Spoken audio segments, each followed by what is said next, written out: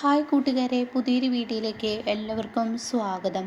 അങ്ങനെ ചന്ദ്രമതി സച്ചിയെ നന്നായി സ്നേഹിച്ചിരുന്നു എന്നുള്ളതിൻ്റെ ആ കഥ ഇന്നലെ പറഞ്ഞിരുന്നല്ലോ. അങ്ങനെ ചന്ദ്രമതി ജ്യോത്സ്യം പറഞ്ഞത് പ്രകാരമാണ് മുത്തശ്ശിയുടെ അടുത്ത് കൊണ്ടുപോയിട്ട് സച്ചിയെ കൊണ്ടാക്കുന്നത് കേട്ടോ. തൻ്റെ കുടുംബത്തിന് ആ വലിയ ആപത്ത് വരുന്നുണ്ട് എന്ന് പറയുമ്പോൾ തനിക്ക് മനസ്സില്ലെങ്കിലും മനസ്സോടെ തൻ്റെ മകനെ അവിടെ കൊണ്ടുപോക്കുകയാണ് കേട്ടോ. 5 വർഷം തൻ്റെ മകനെ കാണാതെ നിൽക്കണം. ചന്ദ്രമതി വീണ്ടും പോകുന്നുണ്ടല്ലോ ഈ ഒരു ജോത്സ്യൻ്റെ അടുത്ത്. പക്ഷേ അതിൽ കാര്യമില്ല എന്ന് പറയുമ്പോൾ തനിക്ക് പിന്നെ അവിടെ ഒന്നും പറയാനില്ല കേട്ടോ. അങ്ങനെ ചന്ദ്രമതി തൻ്റെ മകനെ കാണാതെ 6 വർഷം ഇങ്ങനെ മുന്നോട്ട് പോവുകയാണ്. പിന്നീട് 6 വർഷങ്ങൾക്ക് ശേഷം സച്ചി അത്യാവശ്യം മുതിർന്നതിന് ശേഷം സച്ചിയെയും കൊണ്ട് മുത്തശ്ശി വീട്ടിലോട്ട് വരികയാണ് കേട്ടോ. അപ്പോൾ ജോത്സ്യൻ്റെ ഈ വാക്കുകളെല്ലാം പറഞ്ഞു തോർത്ത് ഇങ്ങനെ സങ്കടത്തോടു കൂടി നിൽക്കണം കേട്ടോ. അങ്ങനെ സച്ചി വീട്ടിലോട്ട് വരുമ്പോൾ സച്ചി തൻ്റെ അകന്ന് നിന്നതിൻ്റെ ആ ഒരു സങ്കടമൊക്കെ സച്ചിക്കുണ്ട് കേട്ടോ. അങ്ങനെ സച്ചി പറയുകയാണ് രേവതിയോട്, ഞാൻ പിന്നീട് വന്നതിന് ശേഷം എൻ്റെ അമ്മ എന്നെ പൊന്നു പോലെയാണ് നോക്കിയിരുന്നത്. എനിക്ക് സുഖമായ ജീവിതവും എല്ലാ സന്തോഷങ്ങളും എൻ്റെ അമ്മ എനിക്ക് തന്നിരുന്നു. പക്ഷേ ദൈവം അവിടെയും എന്നെ കൈവിട്ടു എന്ന് പറയട്ടോ. അത് കേൾക്കുന്നതിനോട് കൂടിയിട്ട് രേവതി ചോദിക്കുക, അതെന്താ എന്ന് ചോദിക്കുമ്പോൾ എൻ്റെ അമ്മയുടെ സ്നേഹം അധികം എനിക്ക് കിട്ടാനുള്ള ഭാഗ്യം ഉണ്ടായില്ല എന്ന് പറയട്ടോ. അതോടുകൂടി എന്താ എന്ന് ചോദിക്കുന്നുണ്ട്. അപ്പോൾ ഞാൻ പോയതിനിടയ്ക്ക് എനിക്കൊരു അനിയത്തിക്കുട്ടി ഉണ്ടായി എന്ന് പറയുന്നത് കേട്ടോ. അങ്ങനെ ആ കഥകൾ കേൾക്കാനായി രേവതി കൂടുതൽ എന്തുകൊണ്ടായിരിക്കും സച്ചിയേട്ടനെ ഇത്രമാത്രം അമ്മ വെറുത്തത് എന്ന ആ സത്യം അറിയാൻ തനിക്ക് കൂടുതൽ ആഗ്രഹം തോന്നണം കേട്ടോ. അപ്പോൾ സച്ചി പറയുന്നുണ്ട്, എനിക്ക് ആ കഥ പറയാൻ ഭയങ്കര ബുദ്ധിമുട്ടുണ്ട് രേവതി, എൻ്റെ മനസ്സ് ഇപ്പോഴും നീറുന്നു, എനിക്കത് കഴിയുന്നില്ല, ഭയങ്കര നീറ്റാണ് ആ കഥയെക്കുറിച്ച് പറയാനെന്ന് പറയുമ്പോൾ, കഥയല്ലല്ലോ സച്ചിയേട്ട, യാഥാർത്ഥ്യമല്ലേ, എന്താണെങ്കിലും സച്ചിയേട്ട എന്നോട് പറ എന്ന് പറഞ്ഞ ഉടനെ സച്ചി പറയാണ്, ഞാനും എൻ്റെ അമ്മയും എൻ്റെ അനിയത്തിയും സുധിയും ശ്രീകാന്തും എല്ലാവരും നല്ല സന്തോഷത്തോടു കൂടി തന്നെയായിരുന്നു ജീവിച്ചിരുന്നത്. അമ്മയാണെങ്കിൽ ഒരു പണിക്ക് പോയിരുന്നത് നിനക്കറിയാമല്ലോ. അമ്മ തൊഴിലിന് ഡെയിലി ഞങ്ങളെയൊക്കെ ഒരുമിച്ച് ആ വീട്ടിലാക്കിയിട്ടാണ് അമ്മ പോയിരുന്നത്. അമ്മയുടെ സ്നേഹം നന്നായി കിട്ടി തന്നെയാണ് ഞാൻ വളർന്നിരുന്നത്. സുധിയെ ഇന്ന് സ്നേഹിക്കുന്നത് പോലെ അമ്മ എന്നെയും ഇത്രത്തോളം സ്നേഹിച്ചിരുന്നു, എനിക്ക് നന്നായി അറിയാം എന്നൊക്കെ പറയുമ്പോൾ ആ സ്നേഹം നഷ്ടപ്പെടാനുള്ള കാരണം എന്താ? ആ കാരണം തന്നെയാണ് എൻ്റെ അമ്മ പതിവ് പോലെ പണിക്ക് പോയ സമയം എൻ്റെ സുധി ഭയങ്കര വികൃതിയായിരുന്നു. അവന് എന്നവരോട് ഇന്ന രീതിയിലാണ് പെരുമാറാമെന്നൊന്നുമില്ല. അവൻ്റെ കാര്യം നടക്കണം, അത്രയേ ഉള്ളൂ. അതിനുവേണ്ടി അവൻ മുന്നും പിന്നും ഒന്നും നോക്കില്ല. അങ്ങനെ അനിയത്തിക്കുട്ടിയുമായി കളിക്കുന്നതിനെ അനിയത്തിക്കുട്ടി സുധിയുടെ ഒരു കളിപ്പാട്ടം എടുത്തതിൻ്റെ പേരിൽ അനിയത്തിക്കുട്ടിയെ പിടിച്ച് സുധി ഒരൊറ്റ തള്ളങ്ങ് തള്ളി. അതോടുകൂടി അനിയത്തിക്കുട്ടിയുടെ ചുമരിൽ തന്നെ തലയിടിക്കുകയും പിന്നീടാണെങ്കിലോ ചോരയിൽ കുളിച്ച് കിടക്കുന്ന അനിയത്തിക്കുട്ടിയെ കണ്ട് ഓടി ഞാൻ എത്തുകയാണ് ഉണ്ടായതെന്ന് പറയട്ടോ. അപ്പോൾ ഇത് കാണുന്നതിനോടുകൂടി ഞാൻ എൻ്റെ അനിയത്തിക്കുട്ടിയെ വാരിയെടുത്ത് ഇങ്ങനെ താലോലിക്കുന്ന സമയത്താണ് എൻ്റെ അമ്മ കയറി വരുന്നത് എന്ന് പറയട്ടോ. അപ്പോൾ അതും ഇതുമായി എന്താ ബന്ധമെന്ന് ഇങ്ങനെ ഇവിടെ തന്നെ രേവതി ചോദിക്കുന്നുണ്ട്. അത് കണ്ടിട്ടാണ് അമ്മ കയറി വരുന്നത്. പക്ഷെ ആ സമയം തന്നെ സുധിക്ക് എന്നും കള്ളത്തരം മാത്രമല്ല അറിയുള്ളൂ, സുധി എന്നും അങ്ങനെയല്ലോ ചെയ്തിട്ടുള്ളത്.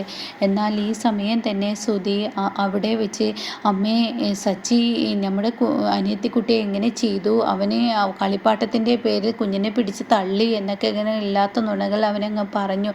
അതാണെങ്കിലോ അമ്മ വിശ്വസിക്കുകയും ചെയ്തു. പിന്നീട് അതിൻ്റെ മുന്നും പിന്നും പറയാൻ ശ്രമിച്ചില്ല എന്ന് പറയട്ടെ. അപ്പോൾ ആ സമയം ഞങ്ങളുടെ കൂടെ അച്ഛനുണ്ടായിരുന്നില്ലേ, അച്ഛൻ ഇതെല്ലാം നേരിൽ കണ്ടതാണ്. അച്ഛൻ അത് തിരുത്താൻ നോക്കി. പക്ഷേ ആ തിരുത്തുന്ന സമയം തന്നെ ഞാനത് വേണ്ടെന്ന് പറഞ്ഞു. കാരണം അച്ഛൻ അത് തിരുത്തി കഴിഞ്ഞാൽ തീർച്ചയായും അമ്മക്കത് താങ്ങില്ല. സുധി അത്രമാത്രം അമ്മ സ്നേഹിച്ചിരുന്നു.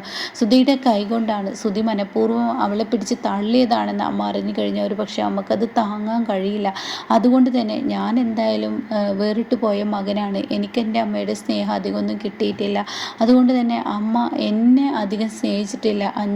5 വർഷത്തോളം ഞങ്ങൾ തമ്മിൽ പിരിഞ്ഞ് ജീവിച്ചതോ ആയതുകൊണ്ട് തന്നെ സുധിക്കാണ് എല്ലാ സ്നേഹവും അമ്മ കൊടുത്തിട്ടുള്ളത്. അപ്പോൾ അതുകൊണ്ട് തന്നെ സുധി ഈ അനിയത്തിക്കുട്ടിയോട് ഇങ്ങനെയൊക്കെ ചെയ്തു എന്ന് കരഞ്ഞു കഴിഞ്ഞാൽ എൻ്റെ അമ്മ ഒരു പക്ഷേ നെഞ്ച് പൊട്ടി മരിക്കുമെന്ന് മനസ്സിലാക്കിയത് കൊണ്ട് ഞാൻ അച്ഛനോട് കണ്ണിട്ട് കാട്ടി, അത് കുഴപ്പമില്ല, ഞാൻ തന്നെ ആയിക്കോളാം എന്ന് പറയട്ടോ. അങ്ങനെ സുധിക്ക് വെച്ച് പിടിപ്പിക്കാവുന്നിടത്തോളം നുണകൾ സുധി അങ്ങ് പറഞ്ഞു. എന്നാൽ അമ്മ ആ വാശി സമയത്ത് എന്നെ കുതിരെ തല്ലുകയും പിന്നീട് പോലീസ് അവിടെ എത്തുകയുണ്ടായി. ആ സമയം അമ്മ തന്നെ എന്നെ പോലീസിന് പിടിച്ചു കൊടുത്തു എന്ന് പറയട്ടോ. അതിനുശേഷമാണ് അമ്മയ്ക്ക് എന്നോട് ഇത്ര വെറുപ്പ് തോന്നിയതെന്ന് പറയട്ടോ.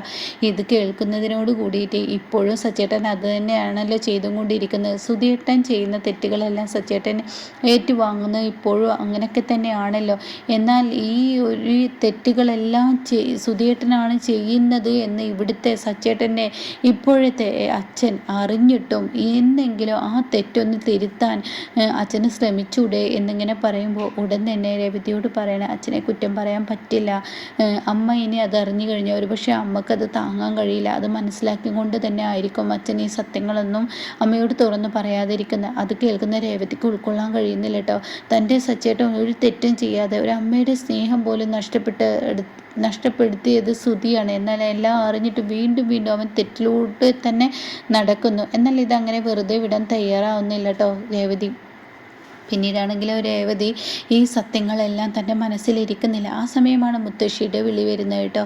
അങ്ങനെ മുത്തശ്ശി എന്താ മോളെ നിൻ്റെ ശബ്ദത്തിനൊരു ഇടർച്ച എന്ന് പറയുമ്പോൾ മുത്തശ്ശിയോട് കാര്യങ്ങളെല്ലാം പറയണം കേട്ടോ. സച്ചേട്ടൻ ഈ വീട്ടിൽ അനുഭവിക്കുന്നതോ സച്ചേട്ടൻ ചെയ്യാത്ത തെറ്റിൻ്റെ പേരിലാണ് ഈ ശിക്ഷ അനുഭവിക്കുന്നത്. ഇതെനിക്ക് ആരോടെങ്കിലും തുറന്ന് പറയില്ലെങ്കിൽ മുത്തശ്ശിനെ മനസ്സ് പൊട്ടി ചങ്ക് പൊട്ടി മരിക്കും എന്നൊക്കെ ഇങ്ങനെ പറയണം കേട്ടോ. മോളെ സങ്കടപ്പെടേണ്ട, ഇതിനെല്ലാം വഴിയുണ്ടാക്കാമെന്ന് പറഞ്ഞിട്ട് ഫോൺ കട്ട് ചെയ്യണം മുത്തശ്ശി. അങ്ങനെ മുത്തശ്ശി പിറ്റേ ദിവസം രാവിലെ തന്നെ ആ വീട്ടിലോട്ട് വരണം കേട്ടോ. ആ വീട്ടിൽ വന്ന ഉടനെ മുത്തശ്ശി എവിടെ പുന്നാര മകനെവിടെ എന്ന് പറഞ്ഞിട്ട് ഉറക്കെ വിളിച്ചു കൂകിയിട്ടാണ് കേട്ടോ വരുന്നത്. ചന്ദ്രൻ നിൻ്റെ പുന്നാര മകനെവിടെ എന്ന് വിളിച്ചു കൂകി കൊണ്ട് വരുമ്പോൾ അങ്ങോട്ടേക്ക് രേവതി വരുന്നുണ്ട് കേട്ടോ. അപ്പോൾ മുത്തശ്ശി എന്ന് പറഞ്ഞ് വിളിക്കുമ്പോൾ മാറി നിൽക്കടി അവിടെ എന്ന് പറയുന്നത് കേട്ടോ. അപ്പോൾ ഉടൻ തന്നെ സച്ചി അരികിലോട്ട് വന്നിട്ട് രേവതിയോട് ചോദിക്കണം, മുത്തശ്ശി എന്തത്ര കലിപ്പിൽ നീ എന്തെങ്കിലും മുത്തശ്ശിയോട് പറഞ്ഞിട്ടുണ്ടോ?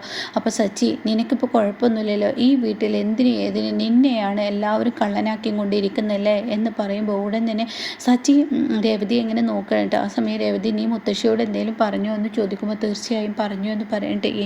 നീ എന്തിനാ അത് പറഞ്ഞത്? എനിക്ക് ഒരു മുത്തശ്ശിയല്ല, എൻ്റെ അമ്മയുടെ സ്ഥാനത്ത് നിന്ന് എന്നെ അമ്മയെ പോലെ വളർത്തിയത് എൻ്റെ മുത്തശ്ശിയാണ്. അതുകൊണ്ട് തന്നെ എൻ്റെ മുത്തശ്ശിക്ക് അത് താങ്ങാൻ കഴിയില്ല എന്ന് പറയുന്നുണ്ട് കേട്ടോ.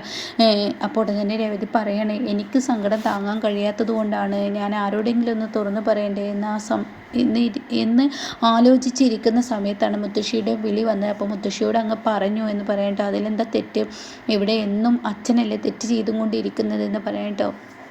ഈ സമയം അങ്ങോട്ടേക്ക് ചന്ദ്രമതി വരികയാണ്. അപ്പോൾ ചന്ദ്രമതി വന്ന ഉടൻ തന്നെ എവിടെയടി നിൻ്റെ പുന്നാര മക അവനെങ്ങ് വിളിക്കുക. അപ്പോൾ ശ്രീകാന്ത് വരുന്നുണ്ട് കേട്ടോ. ഇന്നെന്താ ഞങ്ങളുടെ പുന്നാര മുത്തശ്ശിക്ക് ഇത്ര കലിപ്പ്, മാറി നിൽക്കട അവിടെ എന്ന് പറഞ്ഞിട്ട് ശ്രീകാന്തിനെ വഴക്ക് പറയുന്നുണ്ട് കേട്ടോ. അപ്പോൾ വർഷയാണെങ്കിൽ ശ്രീകാന്തിനോട് പറയും ഇന്നേ വരെ ഇങ്ങനെ ഒരു ഇതിൽ കണ്ടിട്ടില്ല എന്ന് ഇങ്ങനെ പറയുന്നുണ്ട് കേട്ടോ.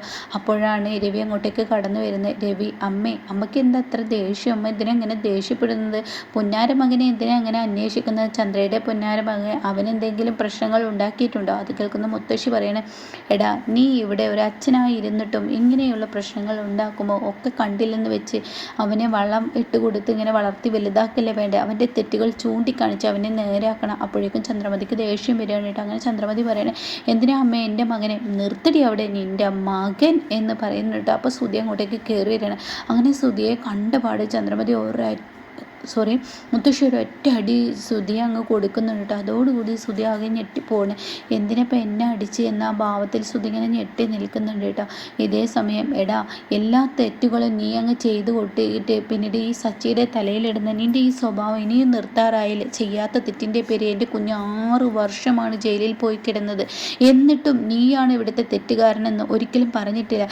ഇപ്പോൾ രേവതിയുടെ സ്വർണ്ണം എടുത്തിട്ടും അവൻ നിന്നെ ചൂണ്ടിക്കാണിച്ചില്ല. അത് കേൾക്കുന്ന ചന്ദ്രമതി ഇങ്ങനെ തുറച്ച് നോക്കാനായിട്ട് സുധി നീ ഇത് ചെയ്തോ എന്നുള്ള ഭാവത്തിലിട്ടോ. അപ്പോൾ താനിങ്ങനെ പേടിയോട് ഓടി നിൽക്കാനായിട്ട്. പിന്നീട് പറയണം 50 ലക്ഷം കട്ടിട്ടും നീയാണ് കള്ളൻ നിന്ന് നിൻ്റെ അമ്മക്ക് മുന്നിൽ സച്ചി ചൂണ്ടിക്കാണിച്ചില്ല. എന്നിട്ടും എൻ്റെ കുഞ്ഞിനോട് വീണ്ടും വീണ്ടും നീ ദ്രോഹങ്ങൾ ചെയ്തും കൊണ്ടിരിക്കല്ലടാ എന്ന് പറഞ്ഞിട്ട് അങ്ങ് ഒച്ച എടുക്കുന്നുണ്ട് കേട്ടോ. അതോടുകൂടി ചന്ദ്രമതി ആകെ ഞെട്ടിപ്പോവാണ് കേട്ടോ. ഈ സമയം രവി അവിടെ നിന്നും പോകുന്നുണ്ട്. അപ്പോൾ 6 കൊല്ലത്തെ ആ കഥ പറയുമ്പോൾ ഉടൻ തന്നെ രവി മനഃപൂർവ്വം അവിടെ നിന്ന് മുങ്ങുന്നത് കാണുമ്പോൾ ഉടൻ തന്നെ രവതി രവിയുടെ പിറകെ പോവാണ് കേട്ടോ. അപ്പോൾ എന്താ അച്ഛാ, അച്ഛനവിടെ നിൽക്കാൻ കഴിയുന്നില്ലേ, മുത്തശ്ശിയുടെ മുന്നിൽ നിൽക്കാൻ അച്ഛന് കഴിയുന്നില്ലേ? അതുമോളെ, അച്ഛൻ മിണ്ടരുത്. അച്ഛൻ ഇങ്ങനെ ഒരു മുഖംമൂടി ഉണ്ടെന്ന് ഞാൻ ഒരിക്കലും പ്രതീക്ഷിച്ചില്ല. എൻ്റെ സച്ചേട്ടനെ ഇവിടെ ചെയ്യാത്ത തെറ്റിൻ്റെ പേരിൽ അമ്മയിട്ട് ഓരോന്ന് പറയുമ്പോഴെങ്കിലും അച്ഛന് പറഞ്ഞൂടെ യഥാർത്ഥ പ്രതി ശ്രുതിയാണെന്ന് അമ്മ ഒരു നിമിഷമെങ്കിലും അറിയണ്ട. അതുമോളെ, നിങ്ങൾ മിണ്ടരുത്. നിങ്ങൾ ഇങ്ങനെ ഒരു മുഖംമൂടി ഉണ്ടെന്ന് ഞാൻ ഒരിക്കലും വിചാരിച്ചില്ല. എൻ്റെ സച്ചേട്ടനെ എന്തെല്ലാം പറഞ്ഞ് അമ്മ വേദനിപ്പിക്കുമ്പോൾ ഒരു തവണയായാലും എൻ്റെ സച്ചേട്ടൻ തെറ്റുകാരനല്ല എന്ന് പറഞ്ഞിട്ട് ഈ സത്യങ്ങളെല്ലാം അച്ഛന് തുറന്ന് പറയായിരുന്നു. എന്തിനാണ് ആ പാവത്തിന് ഇങ്ങനെ വേദനിപ്പിക്കുന്നത് എന്ന് പറഞ്ഞിട്ട് രവിയുടെ മുന്നിലോട്ട് വിരൽ ചൂണ്ടുന്നുണ്ട് കേട്ടോ. അങ്ങനെ രേവതിയുടെ ഈ മൂർച്ചയുള്ള വാക്കുകൾ തൻ്റെ മനസ്സിനെ വല്ലാതെ വേദനിപ്പിക്കുകയാണ്. രവിക്ക് താങ്ങാൻ കഴിയാത്ത അത്രയും വേദനയായി മാറുകയാണ്.